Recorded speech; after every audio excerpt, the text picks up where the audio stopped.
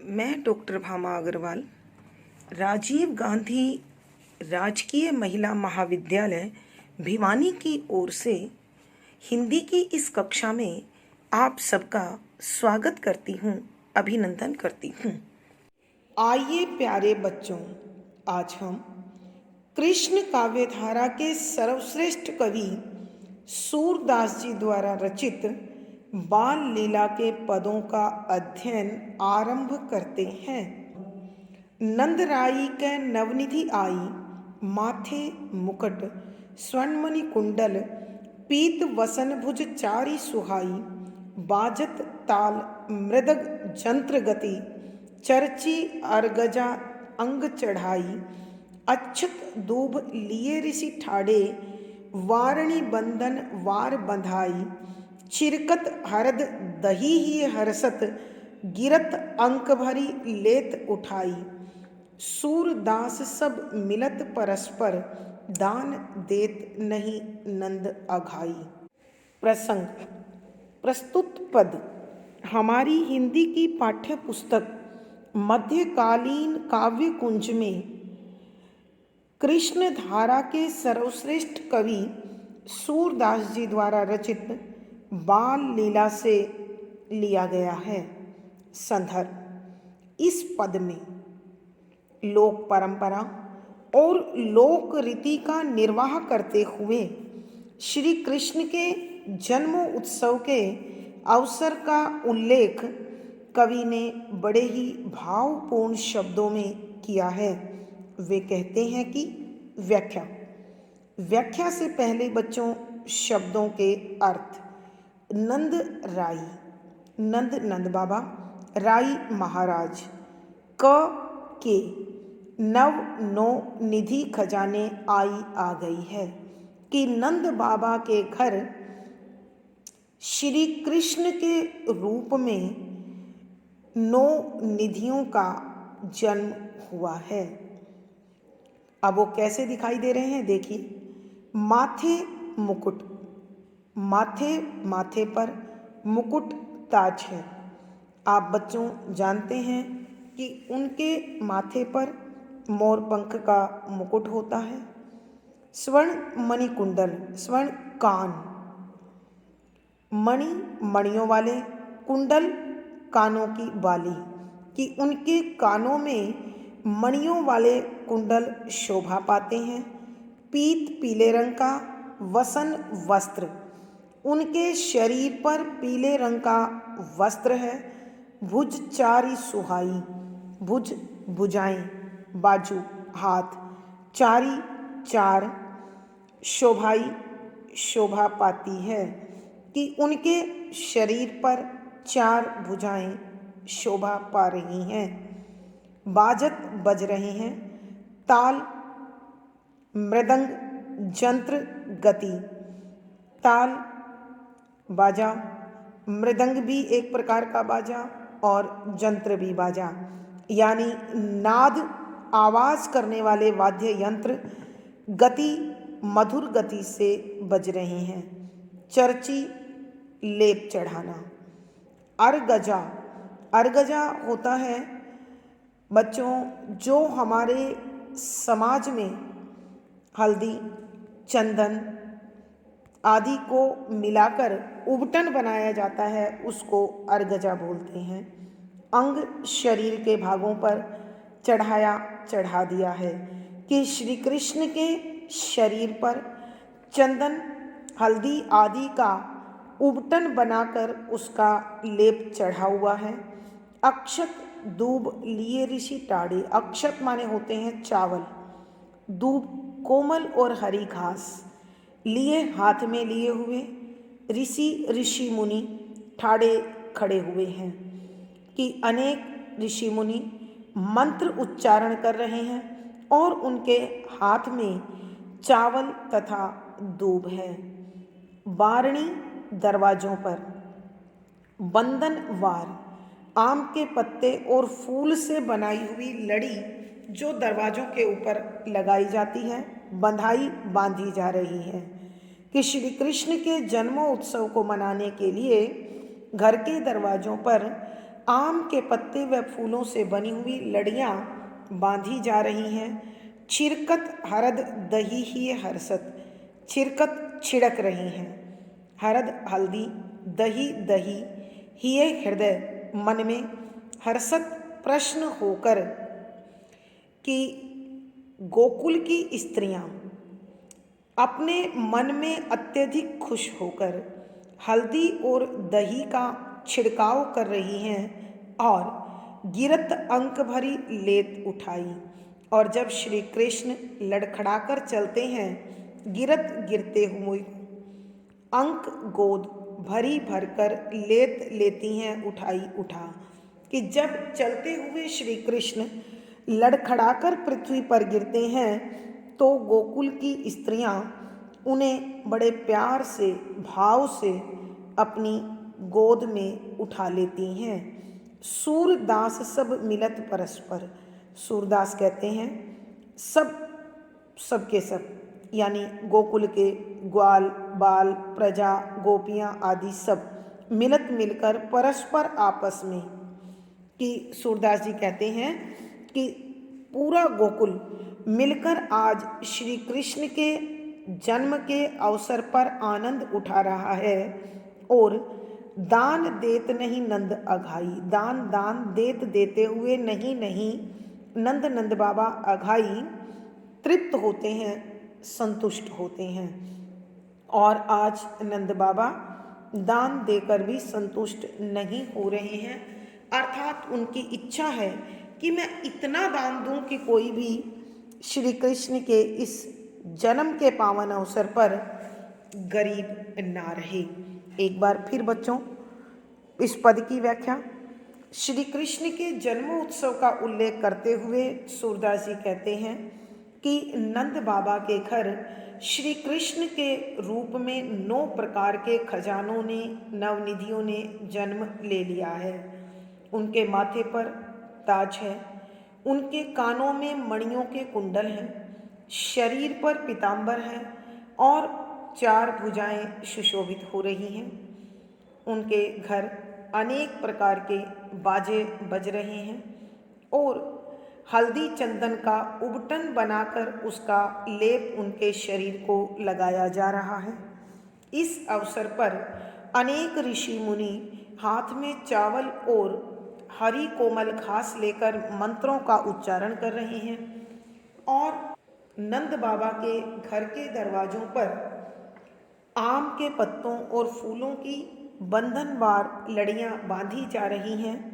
गोकुल की स्त्रियां प्रसन्न मन से हल्दी और दही का छिड़काव कर रही हैं और जब श्री कृष्ण चलते हुए लड़खड़ाकर गिर जाते हैं तो भावुक होकर उन्हें अपने गोद में उठा लेती हैं। सूरदास जी कहते हैं कि इस श्री कृष्ण के जन्म उत्सव पर समूचा गोकुल एक होकर आनंद मना रहा है और नंद बाबा इतना अधिक दान दे रहे हैं कि उनके मन को संतोष नहीं हो रहा है।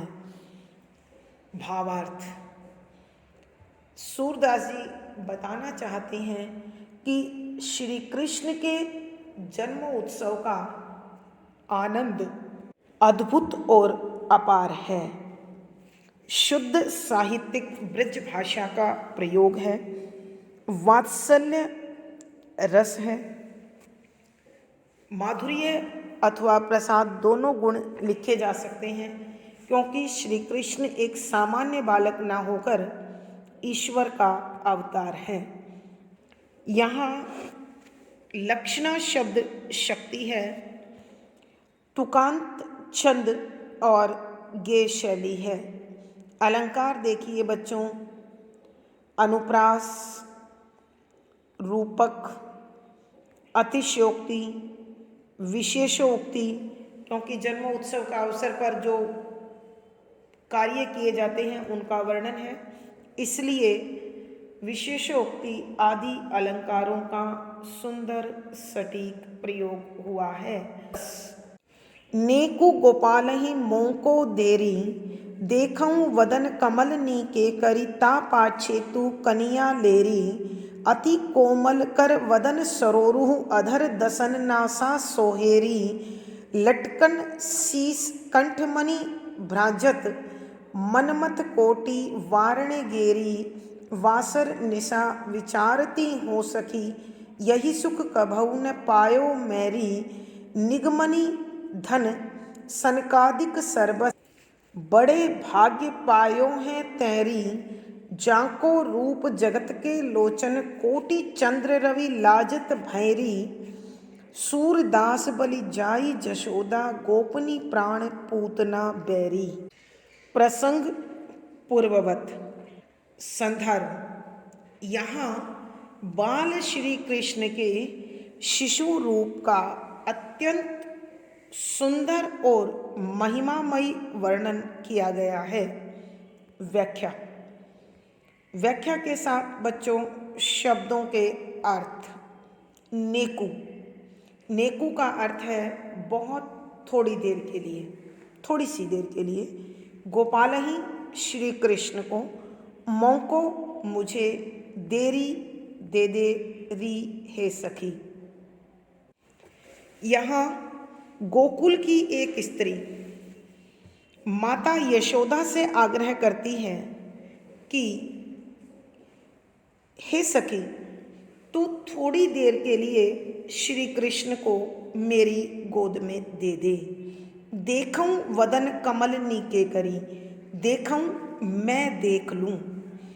वदन शरीर, कमल कमल के समान कोमल, नीके अच्छी प्रकार से, अच्छे तरीके से, करी करके, ता उसके पाछे बाद, तू तुम कनिया गोद ले लेना री हे सखी, के हे सखी, मैं एक बार इस बालक श्री कृष्ण के कमल के समान कोमल शरीर को अच्छी प्रकार से निहार लूं, देख लूं, फिर तू उसके बाद इसे अपनी गोद में ले लेना।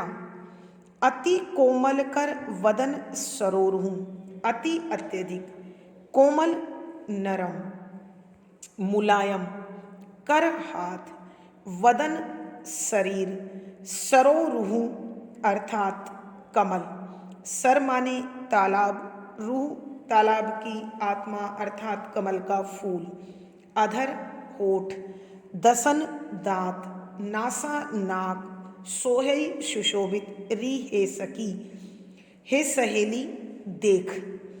श्री कृष्ण के हाथ और इस शरीर की कोमलता देख, ऐसा लगता है मानो यह कमल के समान अत्यधिक कोमल हूँ। इसके होठ, दांत और इसके नाक की सुंदरता कितनी आकर्षक है, मोहक है। यह मन को अपनी ओर आकर्षित कर रही है। लटकन शीश कंठमणि भ्राजत मनमत कोटि वारणे गेरी। लटकन बालों की लटें, शीश शीश अर्थात सिर, कंठ गला, मणि मणियों की, भ्राजत शोभा पा रही है, सुंदर लग रही है। कि हे सखी देख, इसके सिर पर बालों की लटा और इसके गले में यह मणियों की माला कितनी सुंदर लग रही है। इसे देखकर तो ऐसा लगता है, मनमथ माने होता है कामदेव, यानी सबसे सुंदर पुरुष, कोटि करोड़ों, वारणी वार फेर कर बलिदान कर देना, गैरी करने को मन करता है। कि हे सखी, इसके सिर पर बालों की इन लटों को देखकर तथा इसके गले में इन मणियों की माला को देखकर इतना अधिक मन प्रसन्न होता है कि करोड़ों कामदेव भी मैं इस पर वार कर न्योछावर कर सकती हूँ। वासर निशा विचारती हो सखी, वासर दिन, निशा रात, विचारती विचार करती हूँ, हो मैं सखी सहेली, कि हे सहेली मैं तो दिन रात एक ही विचार करती हूँ कि श्री कृष्ण के बाल रूप में यह जो आनंद हमें ईश्वर ने दिया है, यह आनंद तो कभी पाया ही नहीं। यही सुख कबहू न पायो मैरी, यही इस प्रकार का सुख आनंद कबहू कभी भी ना नहीं पायो प्राप्त कियो मैंने री हे सखी, कि हे सखी श्री कृष्ण के बाल रूप का जो आनंद अब मुझे प्राप्त हो रहा है, यह आनंद तो इससे पहले मैंने कभी भी प्राप्त नहीं किया। निगमनी धन, निगमनी वेद शास्त्र, धन जो धन बताया गया है अर्थात परमात्मा रूपी धन, सनकादिक सर्वस, सनक आदि जो ऋषि हैं अर्थात ब्रह्मदेव के पुत्र आदि, सर्वस सर्वस्व भगवान बड़े बड़े भाग्य बहुत भाग्यशाली है, पायो प्राप्त किया हैं तेरी तुमने री हे सखी, कि हे सखी वेद शास्त्रों में जो धन बताया गया है, ब्रह्म पुत्र सनक आदि ऋषि मुनियों ने जिस भगवान को परमात्मा को वर्णित किया है, बतलाया है, वही आज तूने बड़े भाग्य से पुत्र रूप में पाया है। जाको रूप जगत के लोचन, जाको जिसका रूप सुंदरता जगत संसार के लोचन नेत्र हैं, कि जिसकी आँखों में सारे संसार का सौंदर्य समाया हुआ है और जिसके सामने कोटि करोड़ों चंद्र चंद्रमा रवि सूर्य लाजत भैरी की लज्जाते हैं, शर्माते हैं, कि हे सखी तू अपने इस लाल की आँखों की सुंदरता को देख, जिसमें सारा संसार समाया हुआ है और जिसकी सुंदरता के सामने करोड़ों चांद सूरज भी शर्माते हैं। सूरदास बलि जाई जसोदा, गोपनी प्राण पूतना बैरी। सूरदास जी कहते हैं बलि बलैयाँ लेने लगी, बलिहारी जाने लगी, जाई जाती है जशोदा माता यशोदा, गोपनी प्राण की उनका लाल गोपियों के जीवन का आधार है, पूतना बैरी और पूतना नामक राक्षसी का प्राणहंता या शत्रु है, कि बलैयाँ लेने लगी। एक बार फिर बच्चों पूरे पद की व्याख्या कर रही हूँ। गोकुल की एक ग्वालिन माता यशोदा के निकट आकर कहती है कि हे यशोदा, थोड़ी देर के लिए तुम अपने गोपाल को मुझे दे दे, मैं इसके कमल जैसे कोमल शरीर को अच्छी प्रकार से देख लेना चाहती हूँ, फिर तुम इसे अपनी गोद में ले लेना। कि हे सखी देख, इसका हाथ और इसका शरीर कमल से अधिक कोमल है, इसके होंठ, दांत और नाक की शोभा देख अत्यंत सुंदर लग रहे हैं, इसके सिर पर ये बालों की लटें और गले में मणियों की माला इतनी अधिक मोहित कर रही है, सुंदर लग रही है कि मैं उस पर करोड़ों कामदेव बलिहारी कर सकती हूँ, न्योछावर कर सकती हूँ। हे सखी, मैं तो दिन रात एक ही बात सोचती रहती हूँ कि मैंने श्री कृष्ण का जो बाल रूप देखकर आनंद लिया है, यह सुख तो मैंने कभी भी नहीं पाया। वेद शास्त्रों का धन सनकादिक आदि ऋषि मुनि ने जो वेद शास्त्रों का धन और सनकादिक आदि ऋषि मुनियों ने जिस सर्वस्व परमात्मा का जिक्र किया है, सर्वोत्तम बताया है, तेरे बड़े भाग्य हैं जो तूने उसे पुत्र रूप में पाया है।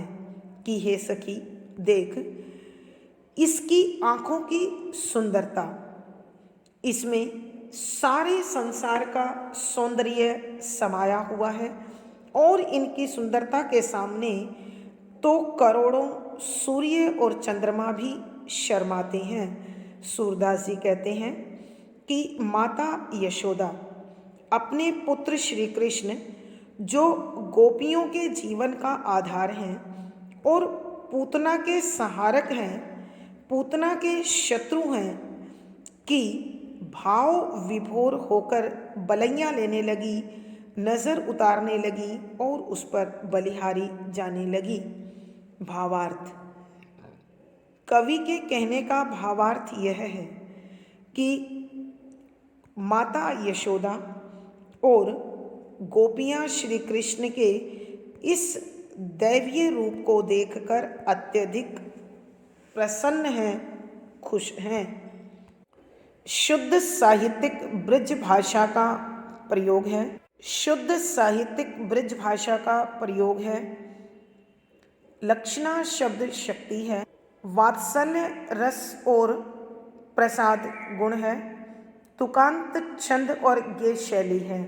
इस पद में अनुप्रास, रूपक, विशेषोक्ति, पदमैत्री, उल्लेख आदि अलंकारों का अत्यंत सुंदर सटीक प्रयोग हुआ है। धन्यवाद बच्चों। आज की कक्षा में बस इतना ही।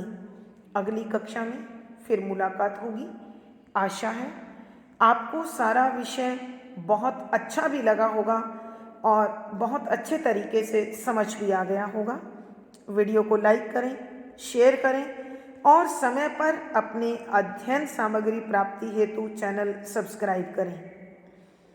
आपका दिन और जीवन मंगलमय हो, इसी शुभकामना के साथ आभार, धन्यवाद।